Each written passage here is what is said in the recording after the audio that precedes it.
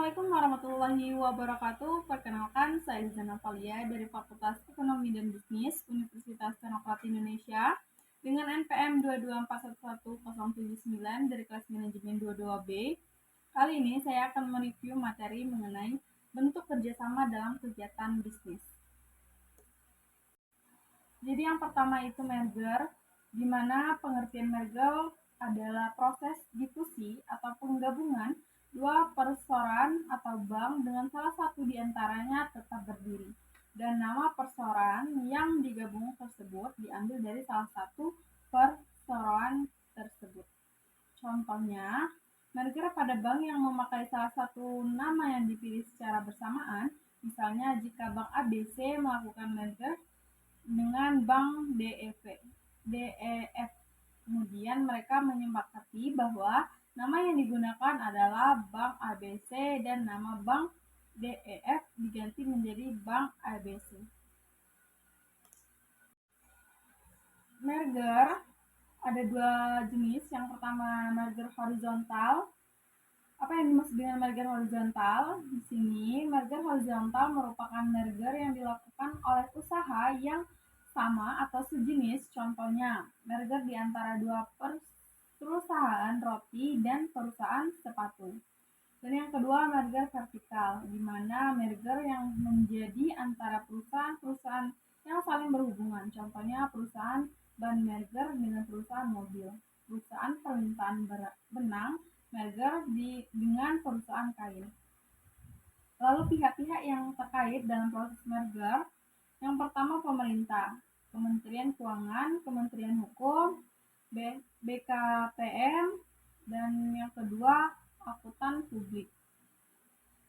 Yang ketiga konsultan hukum, konsultan keuangan, konsultan manajemen, dan konsultan pajak. Lalu yang terakhir notaris, akte pendirian badan usaha merger.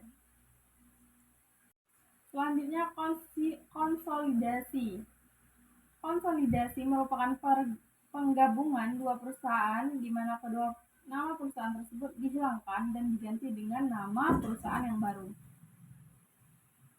Untuk lebih memahami lagi, lihat contoh berikut. Yang pertama, Bank ABC melakukan konsolidasi dengan Bank DEF, maka nama kedua bank tersebut dibubarkan, kemudian diganti dengan nama baru, misalnya Bank XYZ.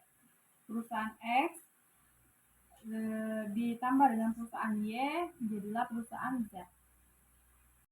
Selanjutnya akuisisi. Akuisisi merupakan pengambil alihan kepemilikan suatu bank yang mengakibatkan keberalihannya pengendalian terhadap bank.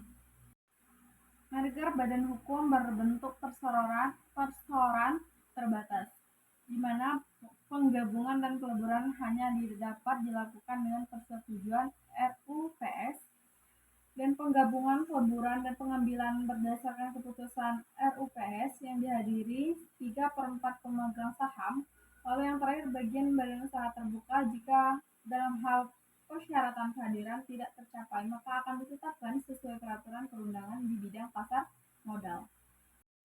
Menurut Undang-Undang Nomor 1 Tahun 1995 dan PP Nomor 27 Tahun 1998, merger suatu PT dapat dilakukan melalui tahapan. Yang pertama, tahapan perencanaan, kedua, persetujuan RUPS, selanjutnya pengumuman rencana penggabungan, lalu pelaksanaan, dan 5, pengumuman hasil penggabungan. Selanjutnya joint venture, di mana secara umum diartikan suatu persetujuan di antara dua pihak atau lebih untuk melakukan kerjasama dalam suatu kegiatan. Kesepakatan didasari atas suatu perjanjian yang berpedoman pada aturan dalam pasal 1920 KUH Perdata. Selanjutnya waralaba. Pengertian waralaba ini merupakan dalam peraturan pemerintah nomor 42 tahun 2007 pasal 1. Waralaba merupakan hak khusus yang dimiliki oleh perseorangan atau badan usaha terhadap sistem bisnis dengan ciri khas usaha dalam rekaman memasarkan barang atau jasa oleh pihak lain. Berdasarkan perjanjian waralaba, pengertian lain dari waralaba adalah suatu hubungan kerjasama antara pemilik waralaba dengan pembeli waralaba dengan kontrak yang telah disepakati. Jadi dapat disimpulkan bahwasanya marger itu ada dua jenis, yaitu marger horizontal dan marger vertikal.